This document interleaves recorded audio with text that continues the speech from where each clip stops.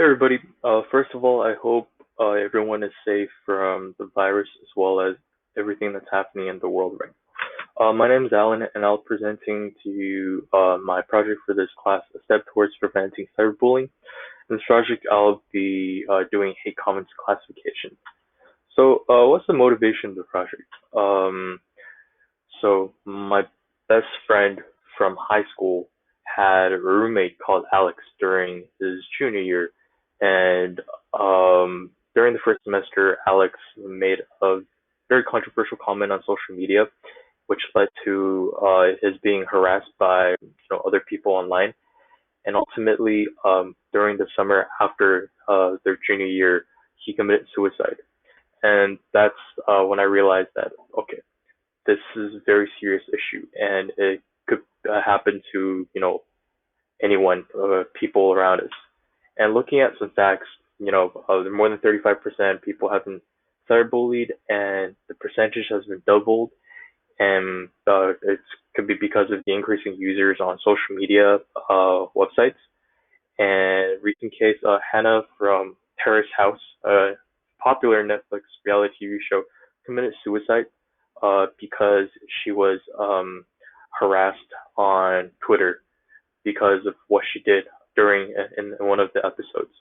So it's a very serious issue, and it has been the problem has been around ever since beginning of the internet, with this freedom and anonymity on the internet comes you know with the responsibility to protect people, and it's hard to create a balance between that. So the problem description is pretty simple. It's basically to identify and classify toxic comments online. And the data set I'm using is provided by Jigsaw and Google. It's a large number of Wikipedia comments. They're labeled manually for toxic behaviors, and yeah, that's the format of the data, and it's a pretty big data set. So you should try to first of all have to understand what the data set a little bit better.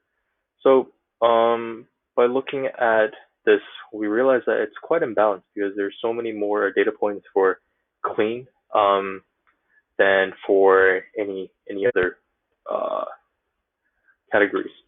And looking at a word cloud, we see that okay, like for each category, there are a lot of recurring words, so we might have to take in consideration of that. And then we did TF-IDF scores, and from this we realized that okay, the most frequent words might be quite common among all categories, but there are some words that differentiate different categories. So summary data set is imbalanced, and they're common words, but they're also unique words to each category. So the metric we're using is column-wise area under ROC curve. And basically, to get that, you just calculate the area under the ROC curve for every column of the matrix. This metric is used because it is pretty useful for imbalanced data sets. Okay, so baseline basically use a logistic regression variant using naive Bayes log count ratios, and we got the score of 0.9660. So just have to keep that in mind and see if our proposed methodology is better. So there's some existing methods such as convolutional neural network seen with word embedding, and has a AUC score of 0.9821, and so basically this consists of one-dimensional convolution layer across the concatenated word embeddings for each input, and the layer has 128 filters with a kernel size of 5, and it performs pretty well. But for the project, I'll be exploring bidirectional encoder representations from transformers, in short BERT.